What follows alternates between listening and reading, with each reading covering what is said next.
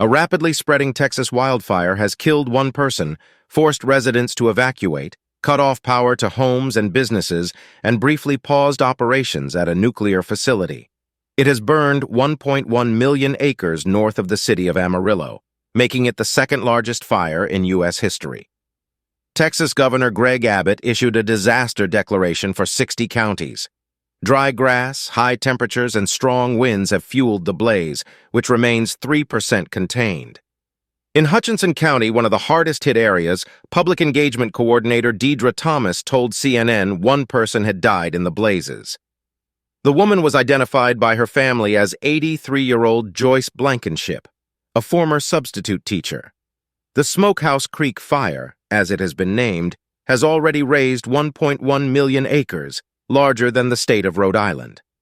The West Odessa Fire Department said on Facebook that it is now both the largest and most destructive fire in Texas history, surpassing the East Amarillo Complex Fire, which burned over 900,000 acres in 2006.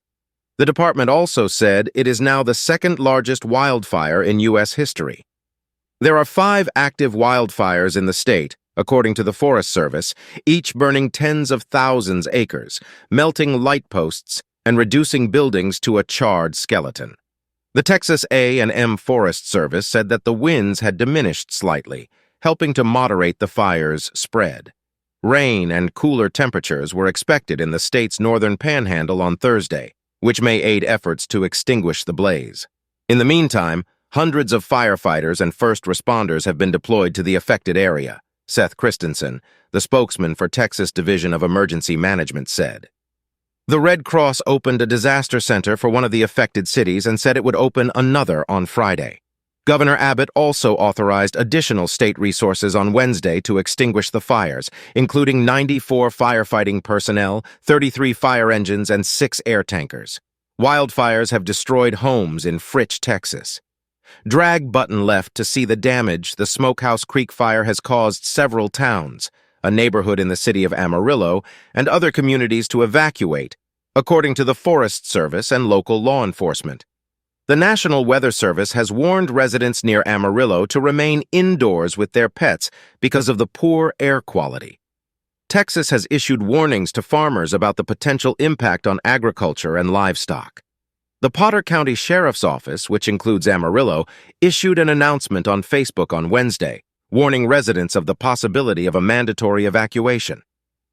"We will be knocking on your doors to let you know that you need to leave," the message said in all caps. "When it comes to that, there is no playing. Get a few things and get out."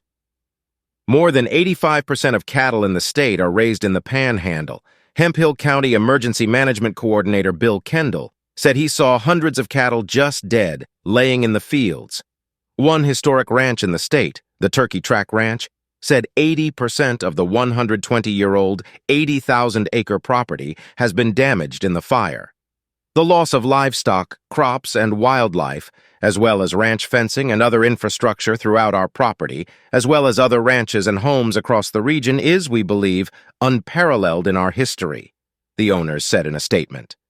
In the affected area, more than 4,800 homes and businesses are without power, according to Power Outage DUS.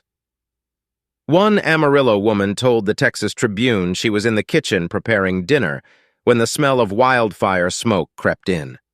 She was unharmed, but said her cousin in another nearby town was stuck somewhere where the highway exits were closed. "I have a lot of family in Fritch. I had no clue if they're going to be okay," Brittany Struder said. Concerns about the spreading fire north of the Pantex nuclear weapons site in Amarillo forced the facility to temporarily close and evacuate staff on Tuesday night. The plant is a key site for the assembly, dismantlement, and maintenance of U.S. nuclear weapons.